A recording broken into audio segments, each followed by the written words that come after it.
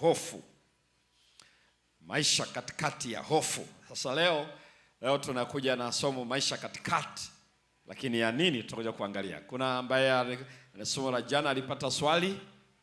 Okay. Asanteni sana.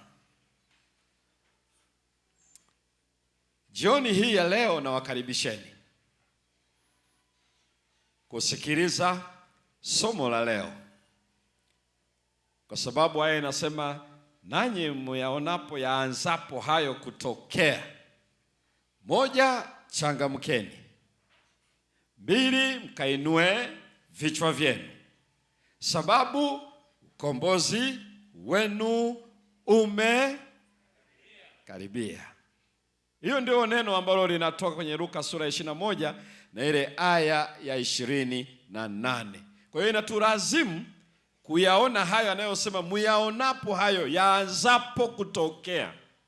Kwa hiyo inabidi kabla hatujaenda huku tuyaone hayo ni nini, hayo yaanzayo kutokea. Kwa hiyo jana tuliona, tukaangalia upande wa majanga ya asili aliyoyataja, tukaona hali ya kisiasa anayoitaja, tukaona upande wa tabia za wanadamu zitakavyobadilika. Na sasa tunaingia sehemu ambayo inatupeleka ili tuweze kuona kwa kina zaidi, kwa sababu amekwisha tuambia mnapoyaona hayo yakianza kutokea, ninyi itikieni namna hii. Basi tuombe. Mungu wetu, asante kwa utulivu jioni ya leo. Nawe ukatukuzwe kwa kila moyo wa anayekusikiliza, kwamba tuko hapa au tuko mbali tukijiunga katika mitambo hii ya mitandao ya kijamii. Sote tunahitaji baraka zako na neno lako likatutakase, katika jina la Yesu Kristo, amina. Maisha katikati ya udanganyifu. Niwaambie kitu cha pekee kabla sijaingia hapa. Maisha katikati ya udanganyifu. Jana tuliona habari ya njaa, habari ya matetemeko, habari ya vita, habari ya magonjwa. Na akatuambia msitishwe na hayo, maana hayana budi kuja.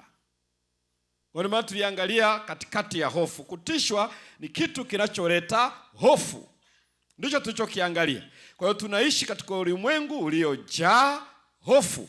Na kwa nini hofu? Kwa sababu yanayotuzunguka yanatishia kuishi kwetu. Ingelikuwa maisha hayaguswi, lakini haya matukio yanatokea, tusingekuwa na hofu. Ila yanaporuhusiwa yanafanya kutishia maisha yetu. Kwa hiyo akasema msitishwe na hayo, yasiruhusiwe kuleta hofu maishani mwenu, kwa sababu hayana budi kutukia. Maana yake hata ukifikiri chochote, ni kama mtu leo akuulize, mtu anasema unaogopa kufa? Naogopa kufa. Akiswali na baki, hata uogope utakufa. Mna habari hiyo?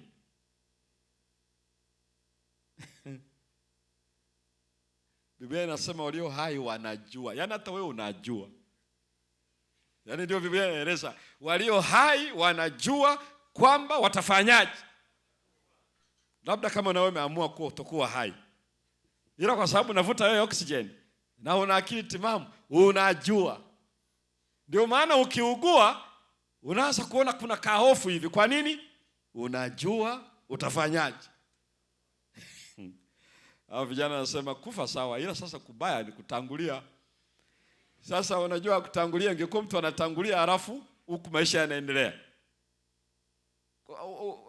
Maana hakuna mtu aliyekufa miaka 10 iliyopita halafu wanakuuliza marehemu ana miaka mingapi? Kama alikufa na miaka 30 alafu nasema miaka 10 imeshapita, sasa hivi marehemu ana miaka 40. Unaweza kujibu hivi? Hakuna. Kwa sababu aliyekufa hana time. Anaitwa the late.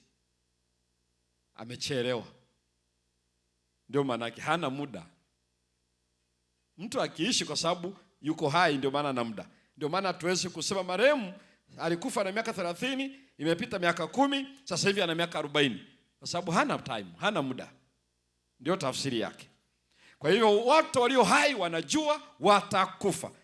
Ingelikuwa malaria ikija hakuna anayepata hofu. Ingelikuwa inakuja ugonjwa wote hakuna anayejua atakufa. Hofu isingelikuwepo. Lakini kwa sababu tunajua tutakufa, tunaelewa kwamba hii ni mojawapo ya chanzo kinacholeta kifo, kinasababisha. Kwa hiyo ndio maana hofu wakati fulani inatukuta sisi. Kwa hivyo tukaona hayo yote hayo, Yesu akatuambia kitu cha pekee na tuliangalia jana. Lakini nataka kabla sijaenda kuangalia hiki ambacho tunaenda kuangalia sasa hivi jioni, tuone kwa sababu tunaishi kwenye ile inaitwa social upheavals, ile instability of the society. Zile commotion zinazotokea, demonstration and strikes ambazo zinatokea katika jamii kwa sababu ya habari ya equality inapokuwa shaken, katika upande wa dhuluma inapotokea, violence katika ukatili na movement zozote hizo, upande wa tabia zinapobadilika za watu. Na ndio maana usipoangalia Mkristo unaweza ukaikuta ukaingia kwenye ile kundi la activists, wale watu wanaitwa wanaharakati. Watu wanaharakati. Na ni rahisi sana kwa sababu wanaharakati maana yake ni mtu anayetafuta kuleta equity, kuleta equality katika jamii. Watu ambao wanaonekana minority alafu wanasafa, alafu watu fulani wanafurahia watu kwa nyanyasa. Kwa hiyo nasema anataka arete yule uhuru wao.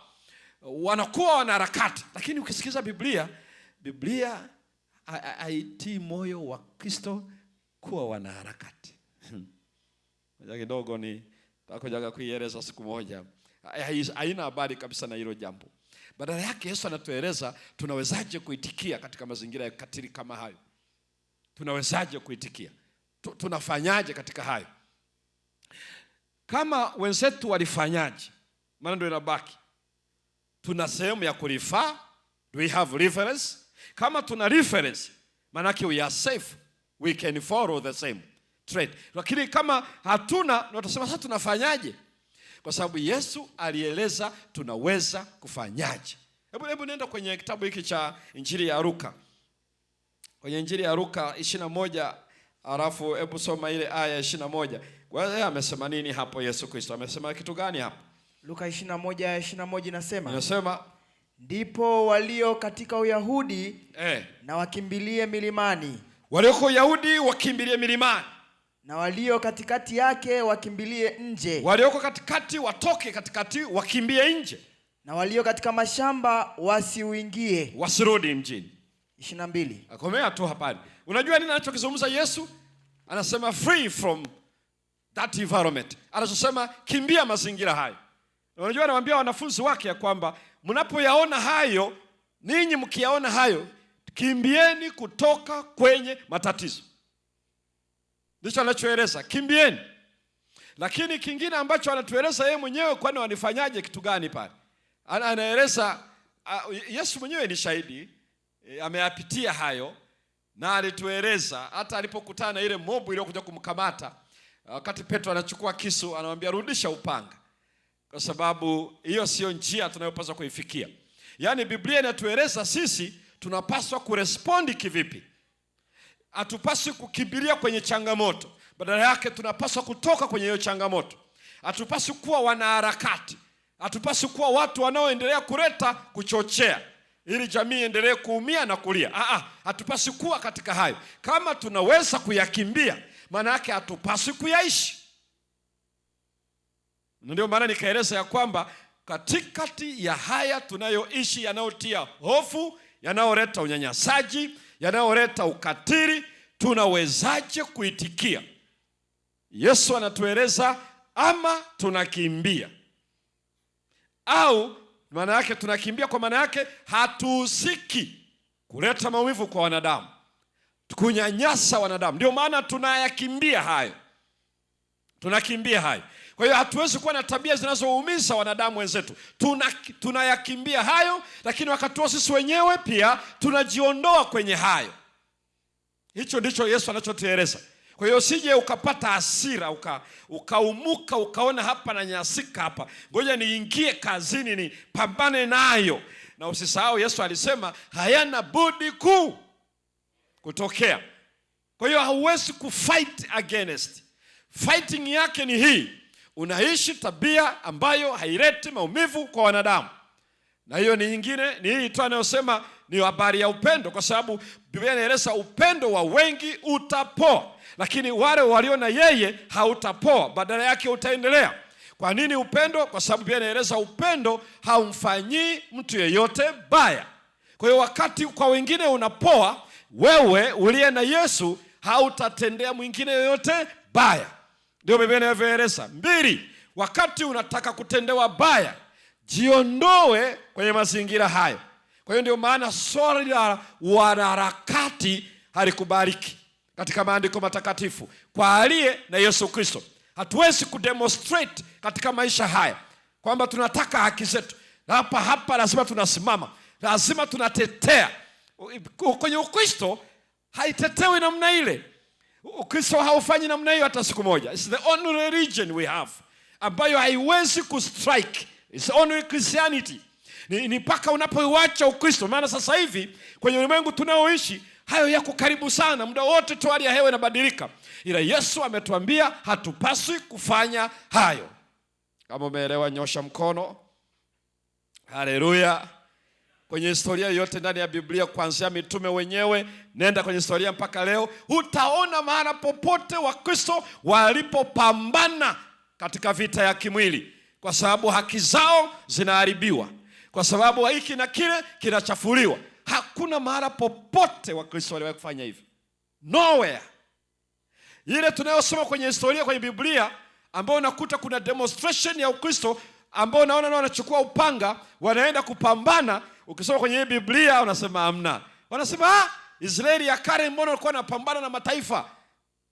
Hawajajua kwa nini Mungu aliruhusu hicho kitu wakati ule, kwa sababu that was the only, yani kuna jambo ambalo watu wanasema Agano la Kale Israeli walikuwa wanaenda kupigana vita bwana, alafu Mungu anakuwa anawashindia. Kwa hiyo wanaingia kwenye jambo hilo. Tunasoma kwenye historia, katika historia ya kanisa la Kikristo, kuna wakati Wakristo walichukua silaha wakipambana, lakini Kristo alisema no, hatuwezi kufanya hivyo hata siku moja. Sisi tunapambana kwa kuishi tabia na kutenda matendo mema kwa watu, lakini pia na ku free from such environment. Ndicho ambacho nakiona kinazungumzwa pale. Sasa wakati Yesu anazungumza hayo, yaanzapo kutokea, baada ya kuyaona yale ambayo yanahusu mazingira, majanga ya asili, hali ya kisiasa, habari ya njaa, habari ya magonjwa, leo ninahitaji tu uone kwa hakika ndicho alichoanza nacho. Fungua Luka sura ya 21, alafu usomele aya ya 8. Luka 21 aya 8. Maisha katikati ya udanganyifu. Hebu soma. Akasema, angalieni msije mkadanganyika. Msije mkadanganyika. Ndio kitu cha kwanza kabisa. Maana walipomuuliza tuambie mambo yao yatakuwa lini, nao dalili ya mwisho wa dunia, mwisho wa kuja kwako na mwisho wa dunia, alichoanza nacho, hii inaitwa the first warning ambayo Yesu alianza nayo.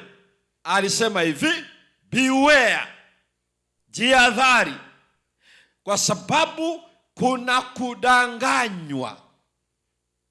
Ndio la kwanza kabisa, ndio warning number 1, onyo la kwanza kabisa ambayo Yesu alianza na wanafunzi wake, na ataanza na wewe, ataanza na mimi. La kwanza, hakuanza na njaa, hakuanza na vita ya kisiasa, wala hajazungumzia magonjwa kama la kwanza, wala matetemeko. Analotupatia tahadhari la kwanza ni hili: kutakuwa na udanganyifu. Kwenye yale mengine ya njaa, vita, magonjwa, majanga ya asili, alisema tu hivi, msitishwe, fear.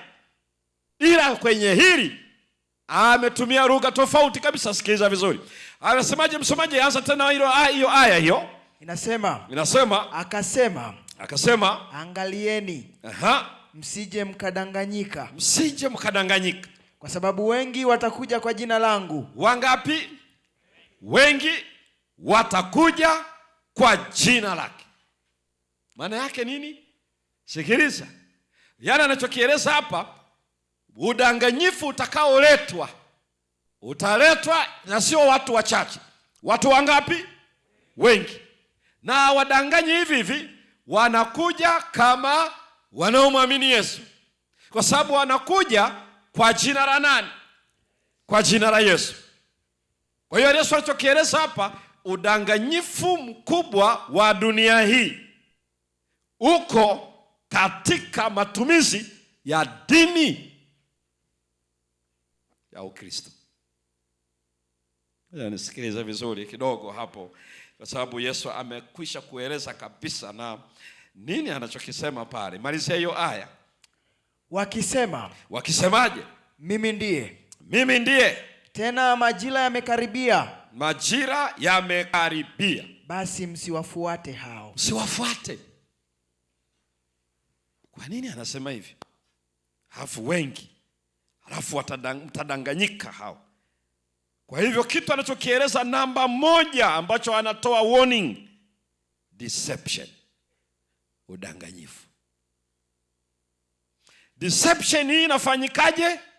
Watasema mimi ni Kristo. 1, 2, tena majira yamekaribia. Kwa hiyo inahusisha mambo mangapi?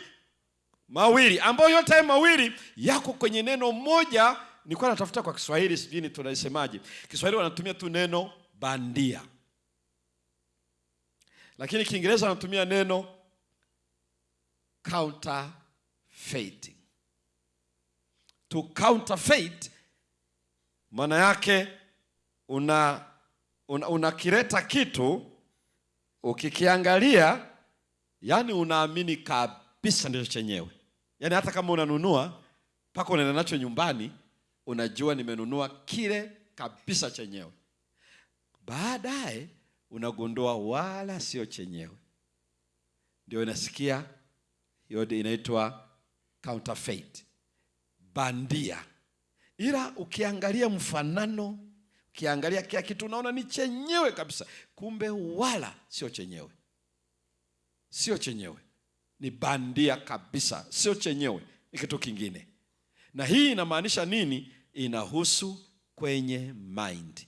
Kwa sababu udanganyifu ina involve reasoning. Kwa hiyo ni kitu ambacho kinaenda kwenye the seat of our being, kiti cha enzi cha mwanadamu. Yaani mahali ambako ndio mwanadamu yuko kabisa pale. Hapa ndipo ana inject kabisa udanganyifu, mpaka mimi ama wewe unaamini hiki ni chenyewe. Counterfeiting. Na anaeleza ni deception, but how? Anafananisha. Kwa hiyo ukiangalia unaona ni chenyewe, mpaka unakiaccept, unakinunua, unakibai. Kama ni idea una-accept mpaka inakuwa sehemu ya maisha. Lakini kumbe sicho, ni uongo. Ndicho anachokieleza. Kwa hivyo udanganyifu wa kwanza unaotajwa, Biblia inaeleza utahusishwa Yesu ni nani. 2, unahusishwa time frame. Angalia vitu viwili hivi. Moja inahusishwa yeye, mimi ni Kristo, kumbe sie. Anachomaanisha ni nini? Watu watafundishwa kiende kwenye reasoning, halafu waseme huu ni ukweli. Kwa hiyo jambo baya kabisa wakati ambalo Yesu anatutahadharisha ni yanayodhaniwa ni mafundisho ya ukweli, halafu sio ukweli, ili atuelekeze kujua huyu ni Yesu anazungumza, kumbe sio Yesu anayeongea. Sio yeye. Sasa Mathayo na Marko wameyataja matukio 4 kwa kufuatana kabisa. Luka yeye ana misi mojawapo la time of tribulation, kwenye upande wa ana misi kuhusiana na wakati wa dhiki, ama saini ya upande wa tribulation ama dhiki. ingawa ameitaja indirect, lakini hawa Mathayo na Marko wameenda kwenye hiyo sequential manner. Yani wanaanza kabisa hivi, unaona kusoma kwenye Mathayo, unaona kusoma kwenye Luka, unaona ni Marko, lakini ile la tano ndio wanakuwa pamoja wote, Mathayo, Marko na Luka. Sasa inapofika kwenye hii deception, to deceive, maana yake wana click kwenye mind, na wanaifanikishaje hiyo mind? Wanafanya kuleta bandia. Na mimi ninachagua, ninapiki kabisa, najua ndicho chenyewe, kumbe sio chenyewe. Na ameeleza hivi, watakuja wengi na watadanganya. Wanadanganya kuhusu fundisho. 1, 2, kuhusu time. Majira yamekaribia. Kesho nitawapitisha kwenye hicho kitu, muone habari ya time, ili uone, kwa sababu wametumia neno linaloitwa kairos. Na Greek ina maneno mawili yanayohusu time, kairos na chronos. Ndio from the word chronos tuna neno chronicles, au ambao ina maana sequential time. Kutoka muda huu mpaka muda ule, sema chronology. Neno asili yake neno la Kiyunani ambalo linaitwa chronos, lakini akitumia neno kairos, opportunity time, present time, now. Kwa hiyo hii ni muda. Kwa mfano, what time is it right now? Ukisema sasa hivi ni saa fulani, hiyo ni kairos. Lakini ukisema kuanzia mwaka 2005 mpaka 2013, hiyo tunasema ni chronos katika Greek word. Sasa Yesu ametumia, watazungumzia juu ya majira yamewadia. Neno majira pale ni kairos, time frame, exact time. Kwa hiyo inazungumzia udanganyifu uko kwenye teachings, upande wa doctrines, kuhusiana what to believe, the teachings and the practice of a human being. Kuhusiana mafundisho, Biblia inasema nini kuhusiana na mafundisho? 1. La pili, kuhusu time frame, habari ya time of the coming of Jesus Christ. Ndio maana nikasema kwanza ngoja kuiangalia vizuri, kwa sababu leo kuna habari nyingi sana. Yesu anakuja 27 na ama 31st. Kwa hiyo anasema Yesu anakuja 2027, anasema anakuja 2031. Tutakuja kuangalia in short. Lakini ameitaja watatouch time, na tutakuja kuangalia. Ndio maana mtu yeyote akikwambia Yesu anakuja 27, anakuja 2031, unajua tayari. Hata angelileta kikokotoo akakifanya hapo, kaona anajikunja na nini na nini, Yesu alishasema mojawapo ya mambo watakayotumia kudanganya, kairos of his coming, muda, time ya kuja kwake. Sasa kwa sababu hiyo kesho tutakuja kuiangalia, niruhusu tu uweze kuona jambo hili analozungumza. Nenda kwenye Mathayo. Nenda kwenye Mathayo ile sura ya 24, kwa sababu ndio pia anazungumza habari hizi. Ni sura hiyo kama unavyoona Luka 21, Mathayo ni yenyewe ni sura ya 24. Sasa kwenye sura ya 24 usome mstari ule wa 4 alafu na wa 5. Mathayo 24 mstari wa 4 inasema, Yesu akajibu, akawaambia, angalieni mtu asiwadanganye. Sikiliza neno hilo, asiwadanganye mtu. Kwa sababu wengi watakuja kwa jina langu. Wengi kwa jina lake watakuja, wanajiita nao wametumwa na Kristo. Wengi watakuja kwa jina lake wakisemaje? Mimi ni Kristo. Ndio. Nao watawadanganya wengi. Watakaodanganywa ni wangapi? Kwa hiyo wadanganyaji ni wengi, watakaodanganywa nao ni. Tutapita kidogo kwenye mifano, kwenye examples. Tutakuja kuangalia kidogo examples. Yesu anatueleza watakaodanganya ni wengi. Halafu pia anatueleza hivi, watakaodanganywa nao ni wangapi? Ni wengi. Na hapa haina cha msomi wala haina cha mtu mwenye cheo. Nitawapatia mfano mweze kuelewa. Wanawezaje kudanganya watu wengi kiasi hiki? Maana ndio swali ambalo linakuja pale. Mstari wa umemaliza paka mstari wa 5? Nenda mstari wa 11.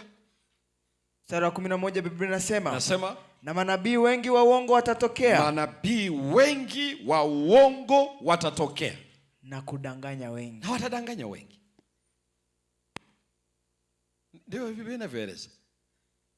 Manabii wengi wa uongo watatokea. Na hawatatoka bure, watadanganya wangapi?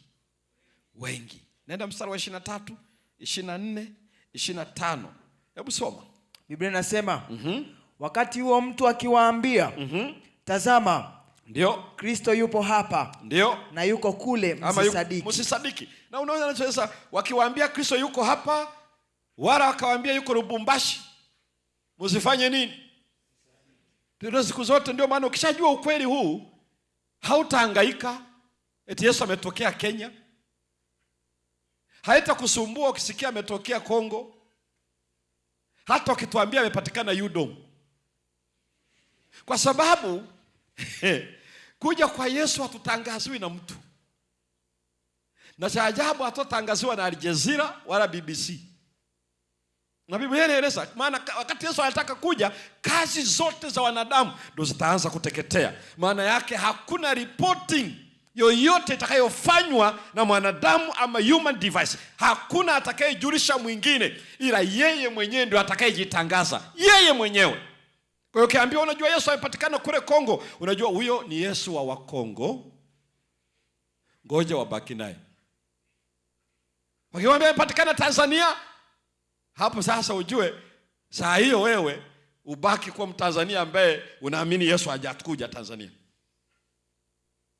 Hawezi kabisa. Anasema watafanya hivyo. Soma msomaji.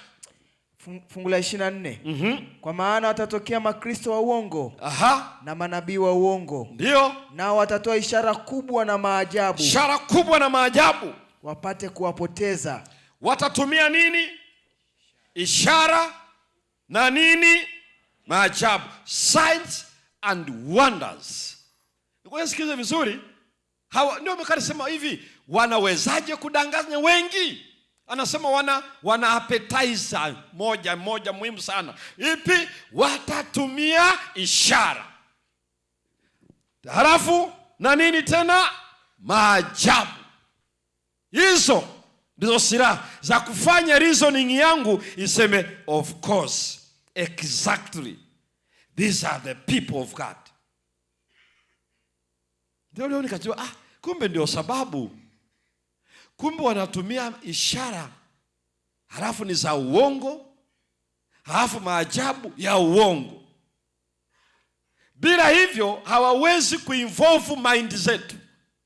Kwa hiyo lazima wafanye kitu, maana simeino ambayo ndio ishara ambayo ni maajabu yanayotajwa pale, ni kitu kinachofanyika ambacho ni nje ya uwezo wa kibinadamu.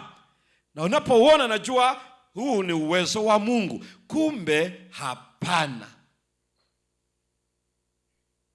Soma usikie, endelea kusoma. Biblia inasema, ndio wapate kuwapoteza kama yamkini walio wateule. Hapa ndio kuna hatari ya ajabu. Hata wale wanaoitwa wateule yamkini ikiwezekana wapotezwe. Maana yake nao waamini uongo. Endelea kusoma. Tazama, ndio nimekwisha kuwaonya mbele. Nimewaonya tayari kabla. Basi wakiwaambiaje? Yuko jangwani, msitoke. Msiende. Yumo nyumbani, msisadiki. Msisadiki. Kwa maana kama vile umeme utokavyo mashariki mpaka wapi? Ukaonekana hata magharibi, ndivyo hivyo ndivyo kutakavyokuwa kuja kwake Mwana wa Adamu. Sasa ninyi wenyewe ni mashahidi. Na ni Ukristo huu unaosema ukiona umuone mwingine nyumbani mnakula, ukashangaa aonekani, usipate shida. Ameshafanyaje huyo? Mimi nawauliza kama ni dereva. Hafu gari yuko kwenye spidi za 80. Mara ghafla dereva ametwaliwa. Yaani unajua, yaani kuna vitu unasikia mtu anahubiri mpaka unasema da. Na naamini kabisa kuna unyakuo wa kisiri. Yesu anasema nimekwisha waonya mbele. Mimi kuja kwangu ni kama umeme unaotoka mashariki mpaka magharibi. Maana yake ni something that will be seen. Itakuwa ni visual, itakuwa ni audible, something you see, something you hear, something you feel it. Sio kitu cha kusema tayari hayupo, ameshaenda huyu. Lakini Ukristo huu, baadhi yao wanaosema maneno hayo kwamba ukiona fulani hayupo usipate shida, mwenzako ameshafanyaje? ameshaenda.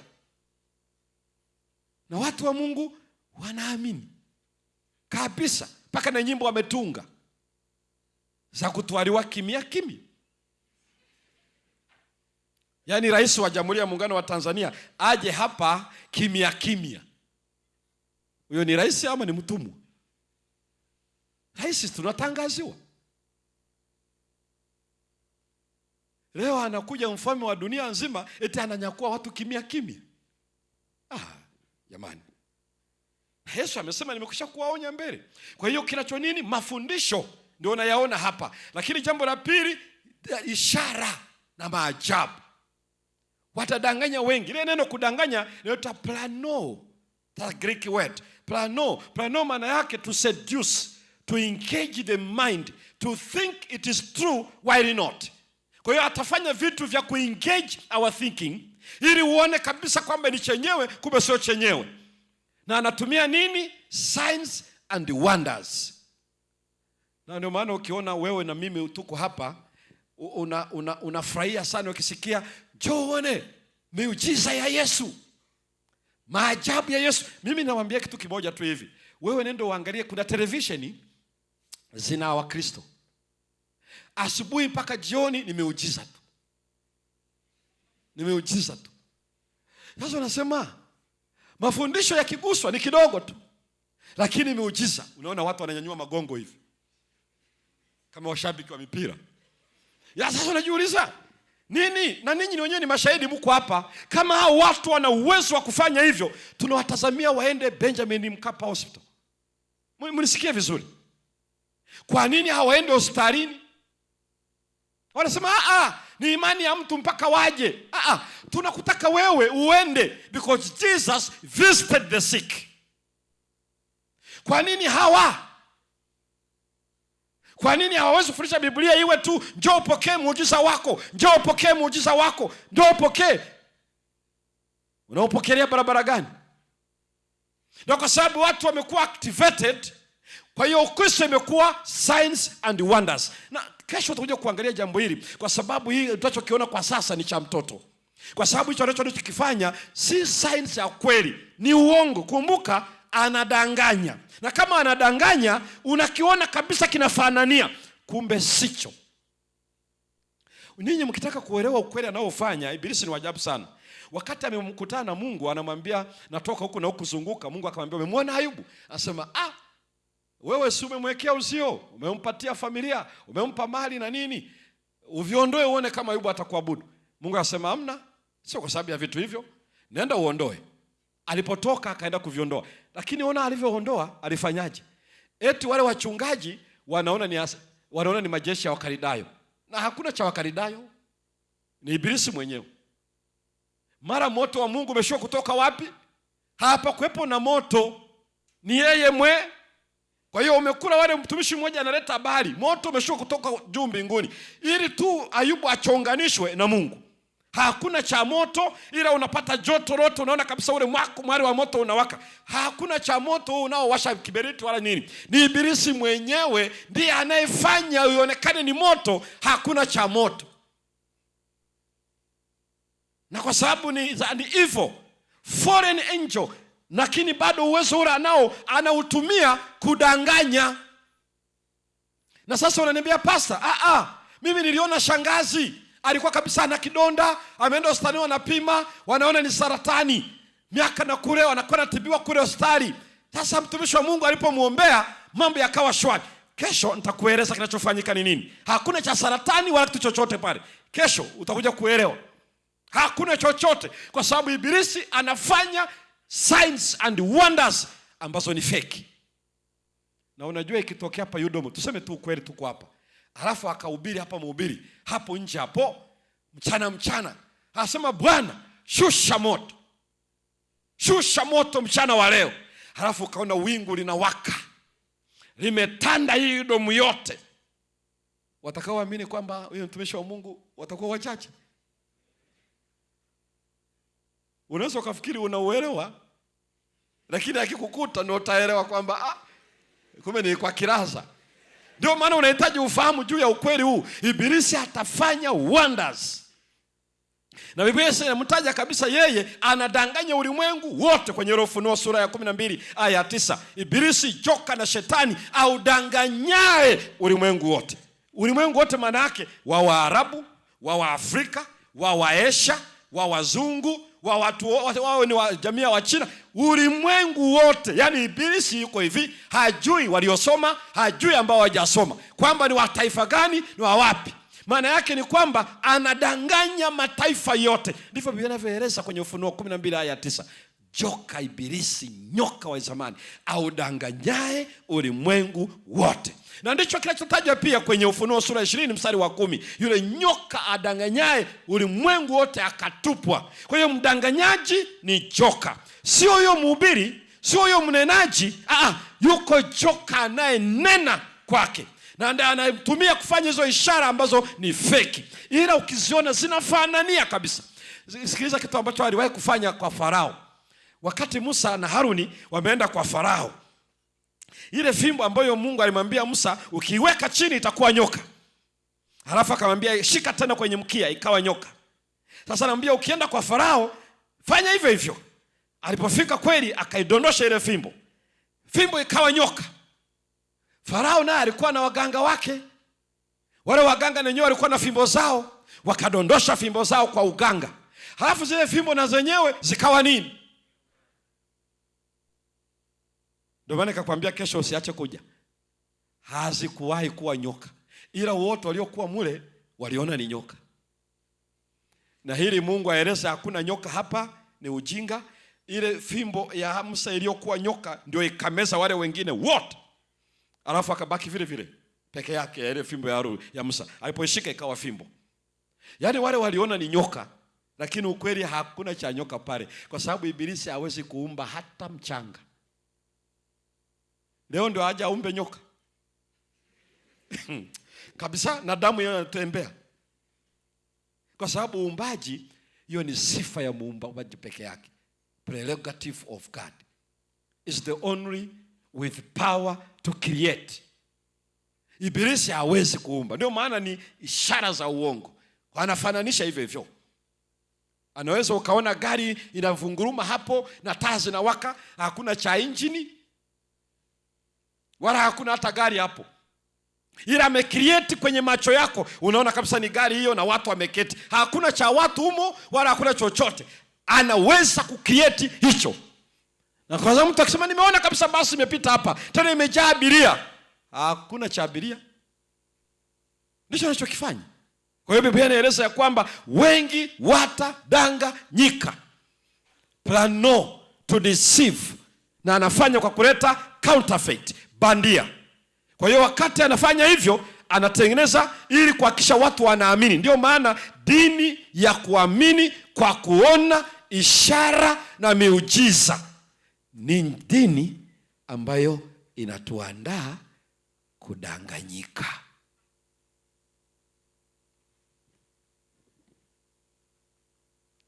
Inatuandaa kudanganyika. Kwa hiyo Yesu anachotueleza, angalieni jambo hilo. Kwa sababu Yesu amemuita kwenye ile Yohana sura ile ya 8:44 kwamba ibilisi ni muongo na ni baba wa uongo. Yaani yeye ni muongo na ni baba wa uongo. Hana kweli yoyote, hana. Kwa hiyo ili ani-engage mimi nione, lazima ambatanishe ishara na miujiza. Lakini ni fake yote. Kwa hiyo Yesu anaeleza, ndio kitu cha kwanza anachotuonya. Kutakuwa na udanganyifu wa kidini. Mafundisho ambayo hayatakuwa salama. Na nimewapa mfano wa unyakuzi wa kisiri. Nimewapa mfano pia wa wafu wanaendelea kuishi. Kuna watu wanaamini hivyo na ni Wakristo kabisa. Wanajua kabisa mtu akifa unasikia roho yake inaenda juu mbinguni. Inaenda juu mbinguni. Roho ni nini? Kama ingekuwa mtu anakufa anaenda mbinguni, ninyi mko hapa tu, mimi nataka tu mnielewe kitu kimoja. Tuna haja ya kuhuzunika ikiwa ameenda mbinguni? Yaani mbinguni kuliko kuzuri kweli jamani. Yaani ingelikuwa mtu akifa ameenda, kuna haja ya kulia hata ndugu zako nao baki nyumbani. Yaani ingelikuwa ni sherehe. Mwenzetu jamani maisha yameshamnyokea. Mwenzetu ameshauramba. Kama watu wanauramba tu kwenda nchi za hapa duniani, sembuse kwenda mbinguni. Subutu. Yani ingelikuwa ni sherehe tu pale nyumbani. Ni sawa wanawaambiaje wale wanaosema sisi tulimpenda lakini Mungu amefanyaje? Ampenda zaidi. Hata huyu anayesema hiyo kauli hata yajielewi. Ukitokea ukamwambia jamani, sisi tulioko hapa nani Mungu ampende zaidi? Uone hata kama yeye hatatokea. Unajua ni kauli tu za kuonekana kama vile kuwafariji waliofiwa, lakini za uongo kabisa. Yaani huyu Mungu amekuwa mkatili kiasi hicho. Anapenda tu baba yako na mama yako. Mbona hajapenda na wewe na ndugu zako? Awapende kiasi hicho? Yaani ukiona ile kauli unaona kama zina matumaini, lakini za kumfitinisha Mungu na watu waliofiwa. Sio siri. Uwezo ukasema huyu amefiwa, mtoto huyu bado yuko darasa la 5 ndio anahitaji wazazi wake, ajali imepatikana yuko kwenye gari wote wawili baba na mama na wote wameenda kaburini, halafu wewe unabaki hapo unasema sisi tulimpenda lakini Mungu amewapenda zaidi. Kweli? Ingelikuwa ni hivyo hakuna haja ya kulia. Ingelikuwa ni sherehe. Lakini ndio uongo unaohubiriwa leo. Ndio unaohubiriwa ya kwamba Mungu amewapenda watu, kwa hiyo Mungu akiwapenda watu zaidi anawachukua. Na kama kuwachukua ndio hivyo, mpaka na nyimbo zikaimbwa, kaburi ni mwanzo ya kuingia wapi? Kama kaburi ni mwanzo kwenda mbinguni, basi tangulia wewe. Hii tujue kabisa ni mwanzo. Wewe tangulia wewe tuone kabisa. Ndio tangulie uende. Watu hawaendi mbinguni, watangulii kwa kwenda kaburini. Biblia inasema watu wanalala kaburini. Siku atakapokuja waliolala watafuka. Lakini Ibilisi anatuambia hivi ili tuonekane kwamba tusiwe na huzuni. Anasema watu wa Mungu wameshaenda. Walipokufa amepaa. Ni mojawapo ya mafundisho. Na anafanya hivyo. Na ana tekniki za kuamini ya kwamba amepaa. Tutakuja kuangalia kesho tekniki anazozitumia Ibilisi. Kwa sababu ana engage our mind, our thinking, our reasoning. Lazima nifikie hatua, na huu ndio udanganyifu mbaya, kwa sababu unafanya kwa hiari na unaupokea uongo kwa hiari ukijua kabisa ni ukweli. Unajua kabisa ni ukweli. Ni ukweli. Ni ukweli. Na ukisema kama tumpe marehemu heshima ya wakati wa mwisho, unajiuliza marehemu wanampa heshima? Lakini wanampa heshima. Sio wasomi, sio wataalamu wa dunia. Wewe nenda kwenye mikutano yao uone kama kuna mtu amekufa, nasikia jamani kwa utulivu tusimame kwa dakika moja tuwape heshima marehemu aliyefariki. Na unaona hapa mtu ana PhD. Na kani ueleze kama anadanganya Ulaya mpaka popote. Ndio uone Ibilisi alivyo. Hakuna mjanja kati yetu, nisipokuwa tumesikiliza Mungu anachosema. Vinginevyo hayupo mjanja yeyote. Atadanganya wengi. Ukienda kwenye area mbalimbali za mafundisho, utaangalia kwenye upande wa Kristo, utaona mafundisho ya kutosha lakini yasio salama, hayana ukweli wowote. Lakini angalia wangapi wanaoamini.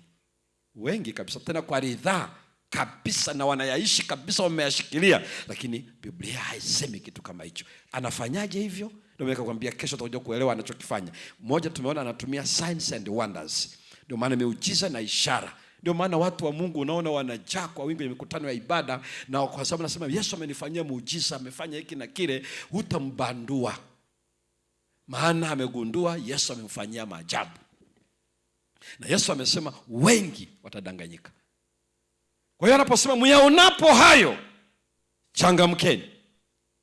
Maana yake hayo yote unayoyaona sisi ni kuchangamka. Na kuchangamka ametumia neno anakupto, tuliangalia jana. Ano maana up. Kupto means unbent. Kwa hiyo ilikuwa umepinda, nyoka. Strengthen yourself. Maana yake simama. Ina maana tunaishi kipindi ambacho wengi watarejea nyuma. When some people are backing up, instead of going forward, they are going backward. Backing up. Lakini sio hao tu, wengine wamekuwa kimya, shutting up.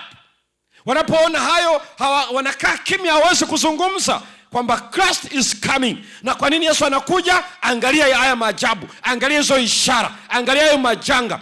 They have chosen to shut up, not to speak anymore. Kinachozungumza na Biblia Kwa hiyo wakati wengine wamenyamazishwa, Yesu anataka kusema shangilieni, speak up, badala ya kuwa shut up.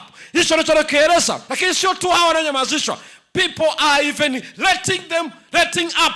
Wanaachilia, wanaacha ukweli, wanaacha imani, wanaacha kwa sababu ya ile joto la maisha na mazingira ya sasa.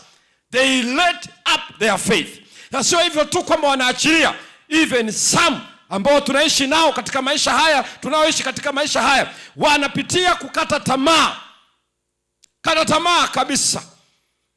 Giving up their faith. Shutting up, giving up, even letting and doing what? Backing up.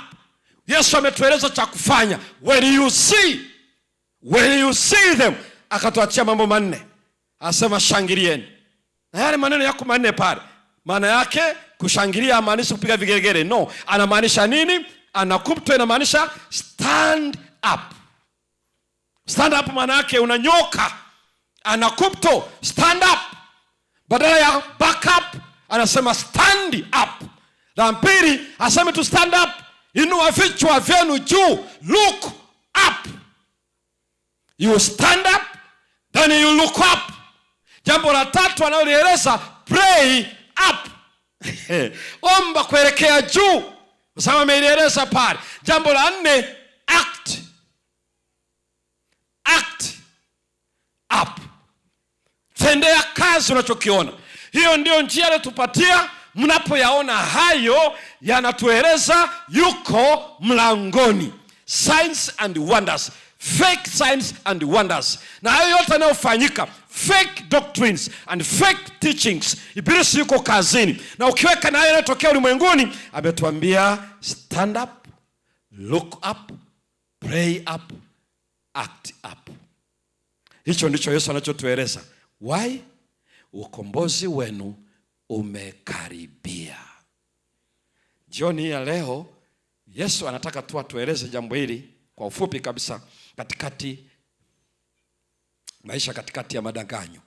Kuna madanganyo ya kutosha kabisa. Nimekwambia kesho tutakuja kuingia hapo, tuangalie vizuri, tuangalie hizo physiology and anatomy za hizo fake ndani yake, ambayo Yesu ndicho cha kwanza kabisa kututahadharisha. Na ametuambia nimekwisha kuwaonya mbele. Time involved itakuwa ndani. Kairos itakuwa ndani ya kinyang'anyiro. Lakini habari za kuhusu teachings and doctrines zitaletwa katika macho ya wanadamu, kwa sababu ina involve mind and thinking. Na Ibilisi atataka asementi kwa kufanya signs and wonders. Watu hawatasikiliza Biblia, watakodolea macho signs and wonders. Na Biblia imeeleza, Yesu amesema watadanganya wengi. Only solution to stand up, to look up, to pray up, to act up. Huo ndio usalama wetu katika kipindi tunachoishi. Na jioni ya leo tuna nafasi pia ya kuomba. Usisahau ya kwamba atadanganya wengi. Usisahau hicho kitu. Atadanganya wengi. Plano. Na ni Ibilisi. Na kwa sababu anadanganya wengi, tunahitaji na tuna sababu ya kuomba Mungu atujalie tusiwe kwenye udanganyifu. Haijalishi ni mtu ana miaka mingapi, Ibilisi anaweza kutudanganya kabisa. Maana yake ni kwamba ni muda wa kusikiliza neno lake. Imeandikwa, anamaanisha nini kusema vile? Itabaki kwa usalama kwetu. Tukipuuza neno lake, hakuna atakayebaki.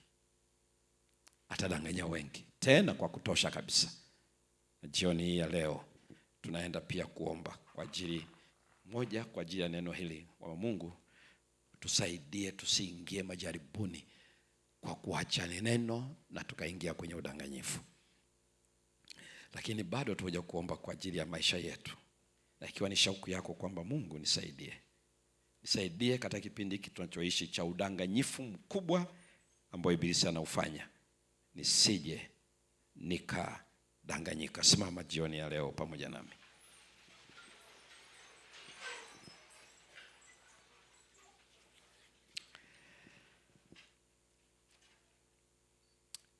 Ikiwa jioni ya leo kuna jambo ambalo pia unahitaji kujikabidhi kwa Mungu kwa dhati kabisa, tembea tu hapa mbele. Huenda kuna jambo kubwa kabisa ambalo wewe unaona unahitaji kujikabidhi kwa Mungu. Hiyo ni swala la udanganyifu wote uliokuwa unaamini kwa namna yote ile, lakini unahitaji. Iwe ni swala la kimwili, la kiafya ambalo unalifahamu wewe, njoo tu hapa. Iwe ni swala kabisa liwe la kiuchumi, wakati mwingine hata la kazi unayoifanya kwa siku 6 kwa maana ya elimu yako unayofanya. Hapo ulipofikia unahitaji tu msaada wa Mungu. Bado nafasi hii ipo kwa ajili yetu. Njoo tu hapa mbele, alafu nitakupatia nafasi ya dakika 1 uzungumze mwenyewe kwa Mungu, alafu na mimi nitaomba. Kwa hiyo karibuni tunapohitaji kuomba.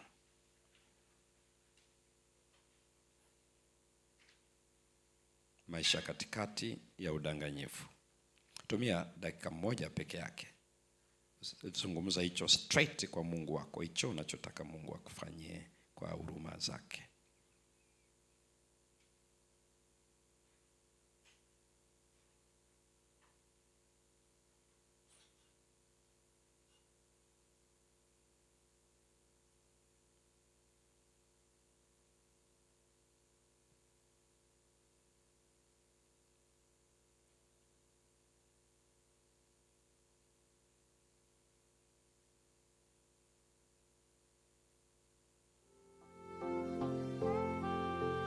Mungu wetu, asante kwa kutuonya mbele juu ya wingu na wimbi kubwa la udanganyifu.